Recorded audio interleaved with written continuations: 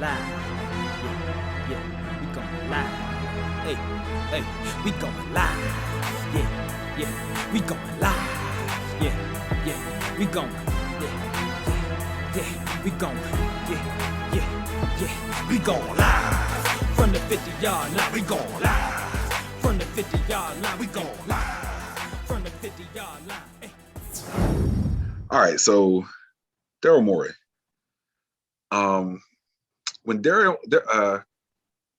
Morey made his comments about China a few years ago, some people looked at him with a side eye, like, "What are you doing?"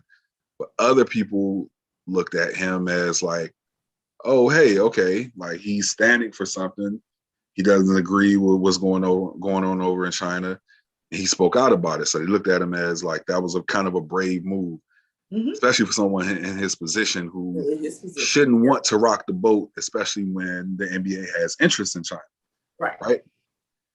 Well, seems that he doesn't like to be quiet. He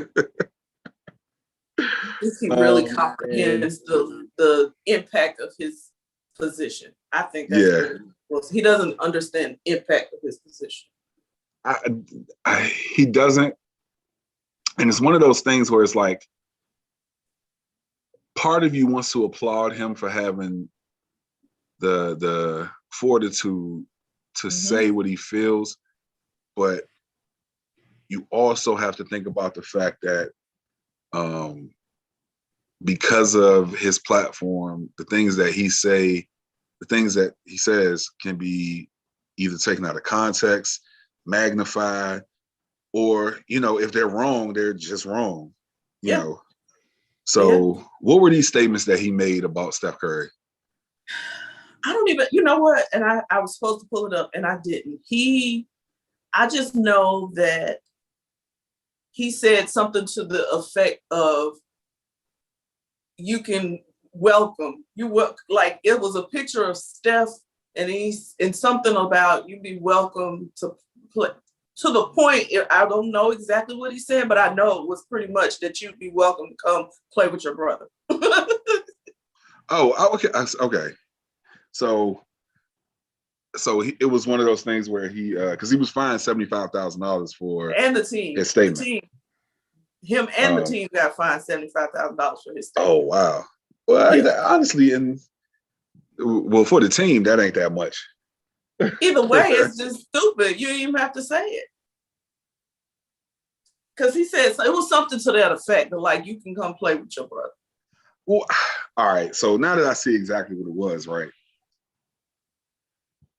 So Steph put an Instagram post congratulating his brother. Steph, right. Mm-hmm. Congratulating his brother, Seth. Right. So Daryl Morey under the post put, join him. That's what I thought it said. Yep. But he could have been saying join him in congratulating his brother. See, this is what I'm saying. Like, it could have been him saying join him in congratulating his brother. No. Step. We know what he was saying. We know what he was saying. But I'm just saying it could have been. You just don't know. But yeah, he can't do that. I think who's the other person that just got fined? Pat Riley. Pat Riley just got. He said he was leaving the key under the under the mat for you. Like, you can come back home. It's all good, sir. But I knew what he was doing there, though. Hey, and they might be okay with taking that fine. You know what I mean? Like, yeah. But I don't know. But him, back to Morey. I think it's he just needs to be more. It's almost like Cheeto. Okay. Yeah. You just whatever before you tweet comes out. You don't really think about the consequences of what. And as far as the kind of thing, because we talked about this. We talked about him, and I'm of the opinion that I feel like it's not fair. This is rare, not fair to the administration of these teams that they have to be so closed-mouthed and have no opinion when the players get to have an opinion about things. Right. Nah, that's real. So I feel like that's not fair. That's one. But since it is that way, sir, Got to be careful. need you to watch Right. what comes out of your mouth or what you put on social media. Just saying. Maybe you need to hire a publicist for I yourself. was just about to say that. Because So that they can monitor. Herm Edwards gave us the don't hit send. Right. And so you got to think with someone like Daryl Morey, just have somebody check over you, proofread your tweets. Where you cheering? Like you Right. see, where you cheering at? Like, Dad, this is gonna blow up in your face if you put this out there, like that kind of thing. So no, not your children, because your children might have you saying some crazy stuff. Where your wife at? Yeah, that's true. Okay. Where your wife at? You're right. You're right. You're right. You're right. Yeah. But I just think it's really, it's just, and like what it says, like cancel culture will have you blown up, eat you up and spit you out, and then you won't have a job. Yeah. So that's the other thing. Like you got to just walk the tightrope, sir. Right. Like just Right. keep it to yourself. Some stuff, you know what? I've learned this in my older age. It's just some stuff you just keep to yourself. Mm-hmm. It is. Nobody needs to know my opinion on this. I'm gonna just keep it to myself. Yeah. Mm-hmm. So good luck, sir.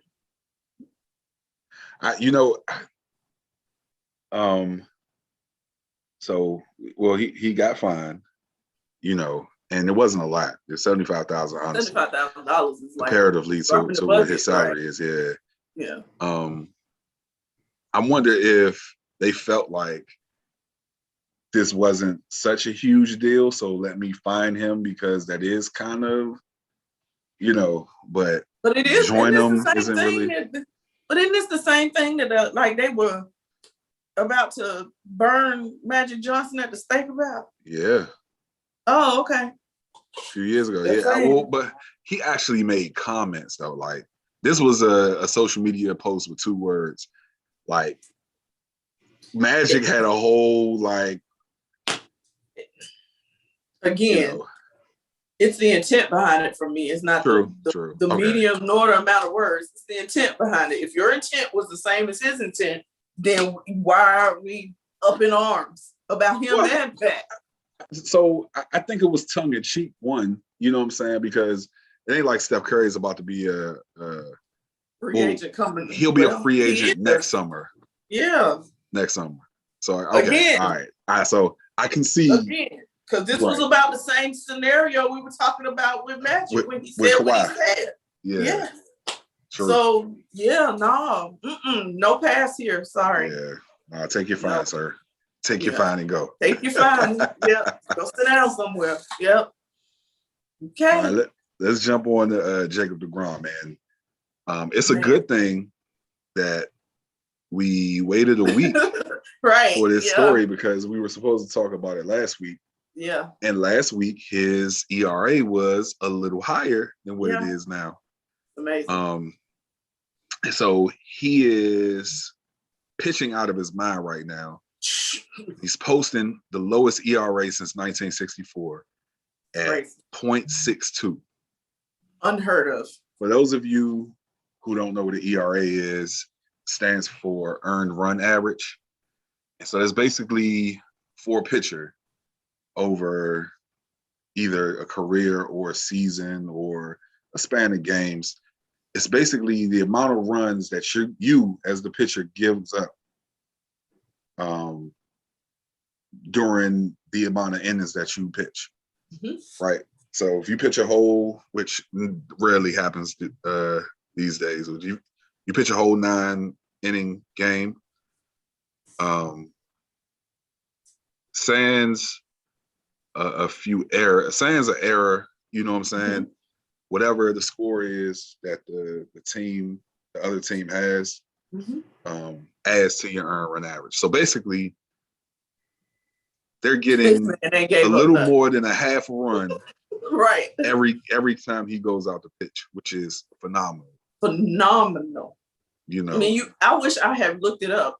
mean, because you typically, when you look at pitchers' ERAs, they be carrying on like it's the best thing since sliced bread when they like 1 point something, like, or 2 point something. But for somebody to be 0.62 under a run a game, that is phenomenal. I'm rooting for him. I mean, I hope the wheels don't fall off at some point. Right? Yeah, me either. Yeah. This is certainly a really good feat. If you don't know, Jacob DeGrom plays for the New York Mets. But do you think this has anything to do with the story we talked about a few weeks ago with the ball? That was the first thing I thought about, with the balls being lighter. That was the first thing I thought about. I did. But I believe, if I'm not mistaken, when I was reading about that, the balls were lighter before, and then they made them heavier, and now they're back to lighter. Okay. So even in 64, so it could have been, but that's why it was light. That's why it was such a low ERA then, and now it's a low ERA. But yeah, I mean, I think it's harder to get the ball somewhere when it's lighter, right? Right. Yeah. They're not having fewer home runs. So when you don't have home runs, you don't have runs because the ball's staying in the park and they're able to catch it. So you're out. So yeah, it's absolutely affecting this. I do agree, but I would say it was affecting it. If I saw more people having this type of season, I would not give him as many props as he's getting. But the fact that he's having this type of season. So I didn't mention that to like take away from the accomplishment per se. Because I do believe that regardless of if the balls are lighter or heavier, you know, a 0.62 ERA is mind-boggling. It is. But we do know that home runs are down. The ball isn't flying as far. And it's probably a lot more movement on the ball when it's a little lighter. So curve balls are curving a little more. Right. That's why we saw that crazy one that looked like crazy. Like, what the heck happened? What is that? Ball moving all over the place. Yes. But I mean, shout out to him because nobody else is doing this. You know what I'm saying? That's what I'm saying. That's why, like, it's still an accomplishment because regardless of the weight of the ball, he's still doing something that clearly other pitchers are not doing. Right. So, shout out to him. Jacob DeGrom. Yes. When you get a chance, I either need you to be in a Yankees jersey or go ahead and get you a Nationals jersey. Please and thanks. This would make the rotation for the Nationals insane with the two aces of the pitching group. Steven Strasburg and Max Scherzer. So if you join that group, you'll probably fall in between Scherzer and Strasburg, and you know this will be a perfect thing for the Nationals. Go ahead. I'm just be quiet. Okay. Well, let you have that. That Braves national games that I went to last week. You know the Nationals won that game. That's nice. Okay, I just thought I'd let you know that. Look, that's nice. And you know, I've been boycotting in my head the Braves for a long time anyway. Yeah. Like, only thing I liked was Freddie Freeman. At this point, he's the only person I like. Like, I don't even know who they have anymore because So when y'all stop. When you got rid of my boy from Atlanta, what's his name? Wait, what's his name? Oh my gosh, I can't think of his name. But when they got rid of him and they got rid of my boy who got hit with the ball in the face, I can't think of nobody right now. Okay, but so you like Ronald Acuna Jr. Okay, I've heard him. I've heard his name. You'd be a fan of him. I think. Yeah, I've been boycotting them. I ain't gonna For a lie. while, yeah. Yeah, I've been boycotting for a while. Like, oh, okay. And then when they moved from Turner to Right. SunTrust, I felt some kind of way. I ain't gonna lie.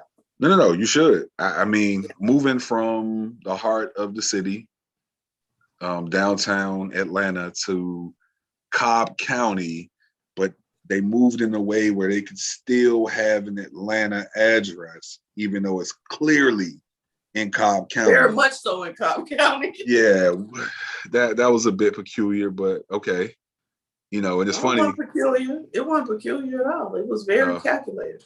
Yeah, I'm sure. Yeah. Yeah, because it was this whole chatter about, okay, y'all, we going off, but this whole chatter about it being too hood. Being where it was, yeah. So certain people feel uncomfortable coming to the games. So now we've moved it where they feel comfortable. They feel good coming to the games now. Because you don't see as many people that don't look like them in that area. Yeah. I think shout out to Georgia State University because they have the Braves old stadium. So that's right. That's right. I mean, I guess that worked out for them, but yeah, I felt some kind of way about that. Oh, look, it's something I just found out. So right across the parking lot, Georgia State is building a brand new gymnasium. Right there across the parking lot. It's right there where the DMV used to be. Right there on that same street. I can't think of the name of the street right now. But that's cool. You'll have the Georgia State Stadium and the parking lots. They even built some dorms around the stadium. Yeah, they hooked it up down there. It's looking real nice downtown. All right. I say all that to say it's not in the hood no more. Well, it was being gentrified already, even when they moved. So we know it ain't the hood. That was just what they felt, right? So right. That Summer Hill, Grant Park area. Yeah. No, that's not when you used to say Summer Hill when I was young, that's fear. Yeah. You'd be like, Summer Hill. Hill. Who going to Summer Hill? Like now it's like, yes, I live in Summer Hill. Like, okay. Oh, okay. That's what Summer Hill is now. That's what Summer Hill is. Oh, okay. Yeah. So it's totally different. But yeah. Right. So that's cool to hear. Good stuff, Georgia State. Yeah. Glad to see it. They need I was about to say that. They need a new gymnasium. Nah, they do. That because y'all got put on the map. Right. When you had oh boy, and you need to Mm-hmm. Right, so you can get some of them other big time basketball recruits in there. So good stuff. Yeah. All right. Let's jump to this Logan Paul story. I'm gonna sit back, right? Because this your lane. This my lane. Okay. This your lane.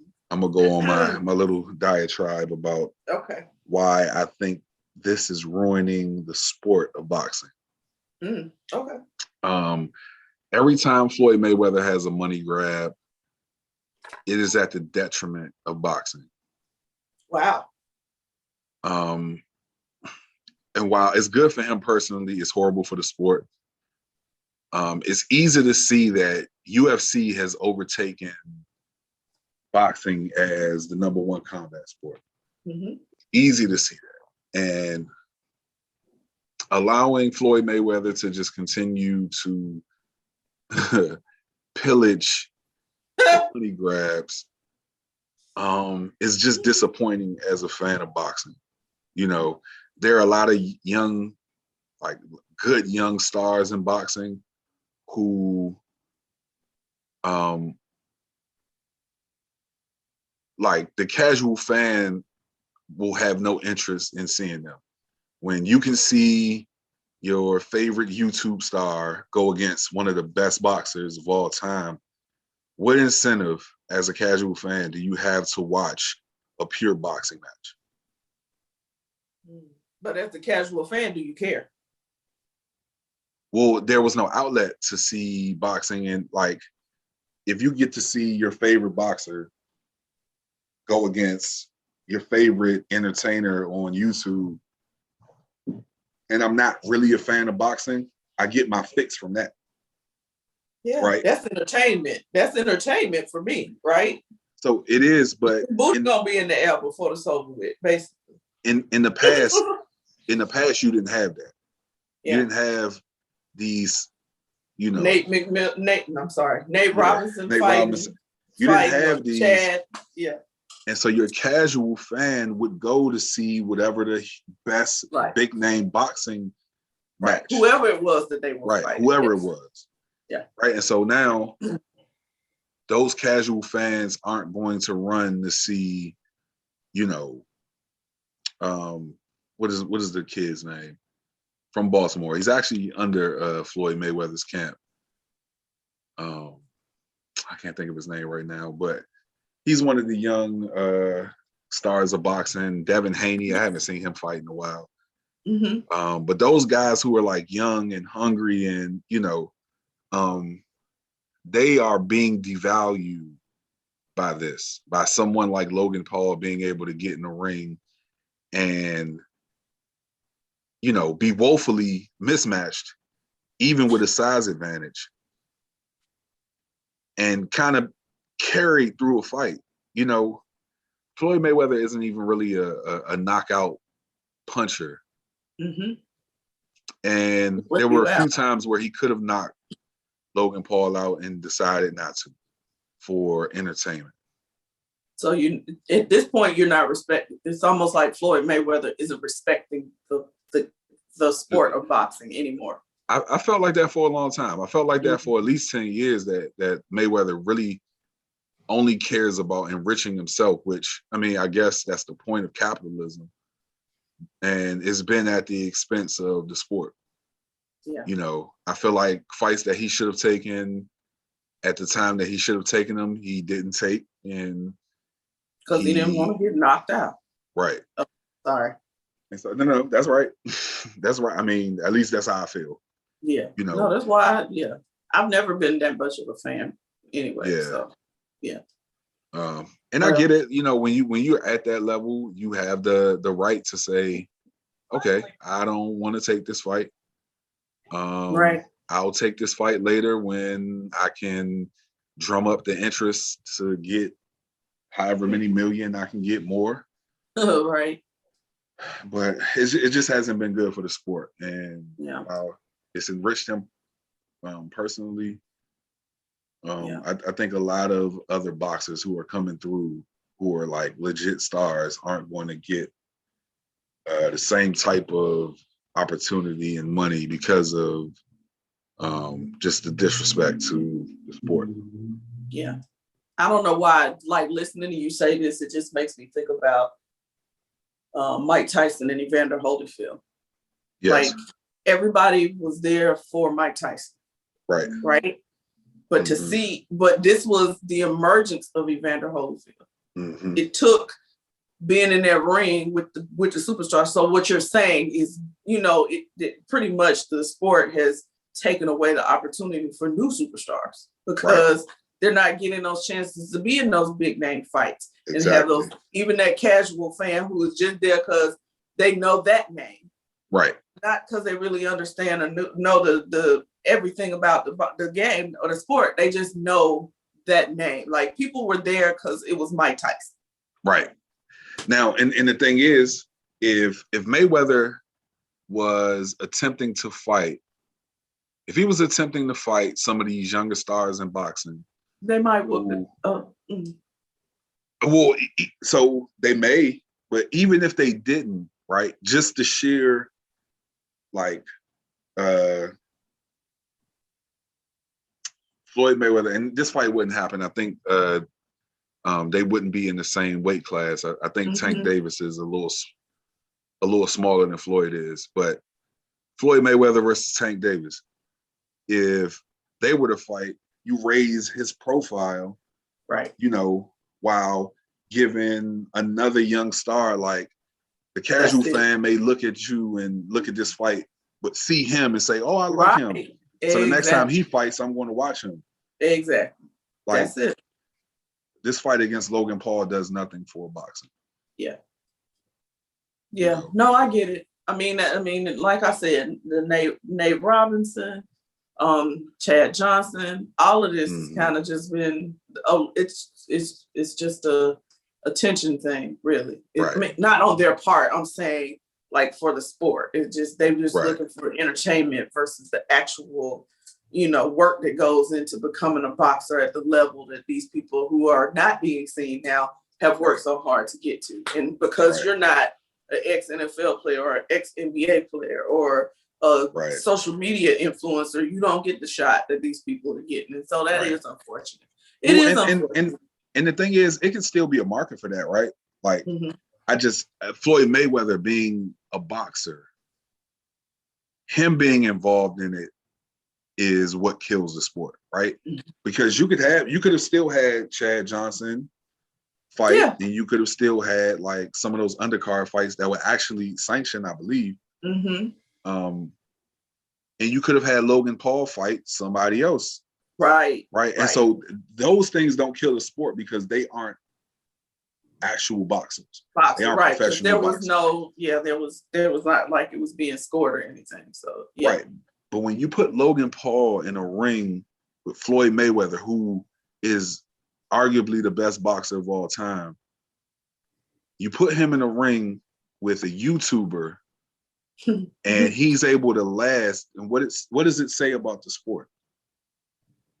Well, but you already said it. It was essentially a setup because he didn't knock him out when he could. So it didn't matter. It didn't matter. Wow. Okay. This is deep. Okay. Well, all right. Well, but that didn't answer the question. Did Logan Paul impress? Absolutely not. Okay. The only impressive thing to get to. the only impressive thing is that he got paid a lot of money to, to not be that great. Okay. And that's when you think about the fact that I believe Logan Paul is at least if he isn't 200 pounds, he's at least close to it. Yeah. And he was in really good shape, right? But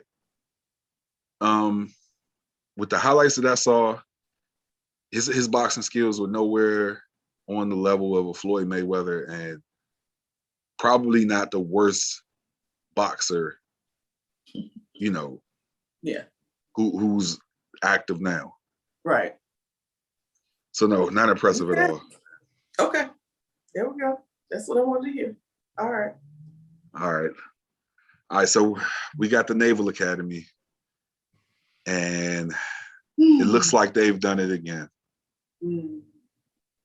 And the armed services, like the academies, they sometimes do this, even though we have evidence that they have allowed other players to play in the NFL, because all of the academies, if you go there, they have a stipulation where you have to serve after you graduate.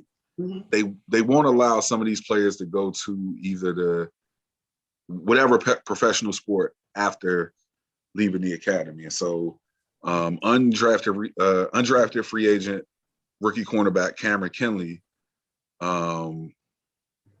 couldn't play for the Bucs this upcoming season because he was denied a request, I guess, to push back his service for the U.S. Navy.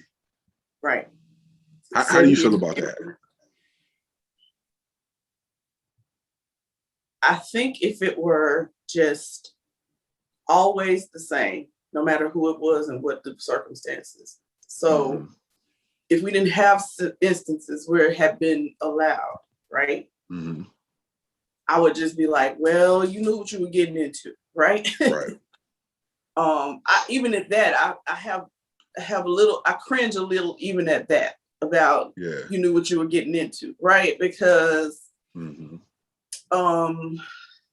anyway, that's a whole nother rant about the whole armed services. Anyway, but I feel like because he go in as an officer, right? He's going in as an officer because he's been in the Naval Academy, right? What are they? They're not out on the front line. Mm-mm. And I guess if that, you know, if you were like in dire need, which might be true right now, of recruits into the armed services, that might be true right now. It might be a little drought going on about you know, going to serve the country.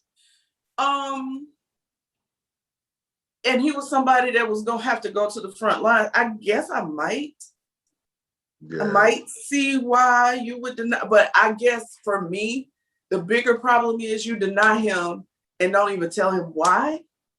Right. You just say, no, you're required to, they said Kinley's being required by the Navy to commission as an ensign. And that's it. They didn't say why.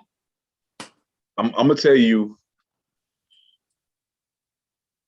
so they gotta change this policy, but I'm gonna tell you why he probably was denied.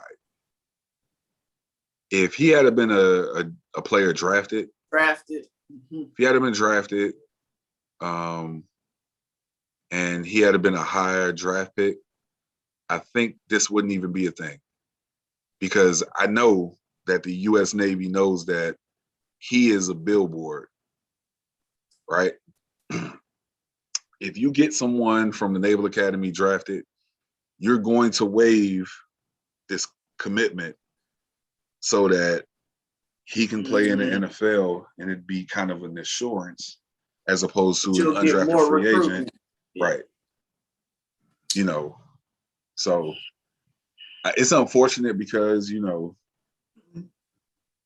when you get this opportunity, you want to be able to, like, you know, seize it. And I'm sure he probably didn't go to that Naval Academy thinking like, oh, I'm going to be an NFL football player, because they know about that when they go in. Shout out to one of the players at Doug. He is actually going to the Army. He's going to West Point. He's going to Army to West Point? Yep. That's so cool. Play. Well, you know, them I'm about to say his name wrong. Because I hadn't seen him in such a long time, when I saw him the other day and he told me, I don't know who it is, because, you know, that class was still, I was still there with that class. Right. You see me like, who was that? I want to say Quindarius, but I think I might be wrong. Light skin, light brown eyes, played quarterback. Yes. Yes.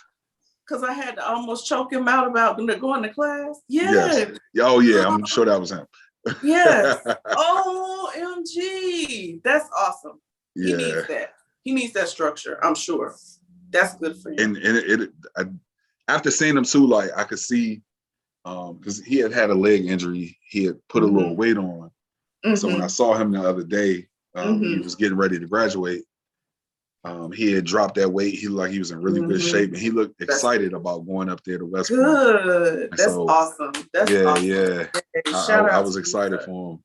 Yes. Because his I remember when he got there. Yeah. Yes, Lord, I remember when he got there. Because yes, honey, listen, let me tell you something. Him and his brother, and the dice. I'll be like, you know what? Oh yeah. I'm gonna break both of y'all things. Lord. Yes, so that's what I know exactly. Doug did have some dice shooters. Yes. So yeah, I know exactly. That is so good to hear. Thank you. That's awesome. Awesome sauce. Love it. Yeah. Yes. Well, but you know, for Cameron, he's still holding out hope, which is good. You know, he's like, I'm hoping they'll overturn this ruling. And I hope they do for him. I mean, I don't think it's fair, and I think you said it right, that they should not, it shouldn't matter how you get to the league. Right. Just the fact is the team picked you up, then you in the league, period. Right. Yeah. And it's one of those things where even if you feel like, okay, let's conditionally waive it, like, we'll waive it as long as you make a team. Yeah. Right? And if you don't make the team, then you got to come back here and serve. right? Like And I there's just feel people like who that. did that. They said it was a 3-time Super Bowl champ. Joe Cardona. Yeah. He did both. Mm-hmm. He served in the Navy and Villanueva. that's how Pat Tillman ended up in the service too, right? I'm just No, saying. Pat Tillman went to Arizona State, I think. Oh, okay. He did. You're right. But either way, I'm just saying it's possible. Villanueva played for the Steelers for a while. Yep. I think he went to the. Yep. I think he was at West Point. Yeah, I mean it's possible. Yeah. They just this ain't no good look, Navy. Right, at all. No, too many factors in this make this not look good. Right. Yeah. It said they pointed out that players for other service academies have been allowed to forego their commissions, naming West Point's John Radigan, who signed with the Seahawks, Nolan Laufenberg, and George Sylvanek, who signed with the Broncos and the Rams, respectively. That's just this year? Yeah. Okay. These people, you think they got drafted? No. I ain't heard these names. I was about to say, I ain't heard them names either. So I need y'all to get this together, Navy. Right. Fix it. Thank you. Fix it. This young man deserves his opportunity. Let him shoot his shot. If it don't work, y'all got him. Okay? Yeah, he coming right back. To you. Okay? Right. So anyway, all right. Now put the cameras on me, put the cameras on me, put the cameras on me, put the cameras on me, put the cameras on me, put the cameras on me, put the cameras on me.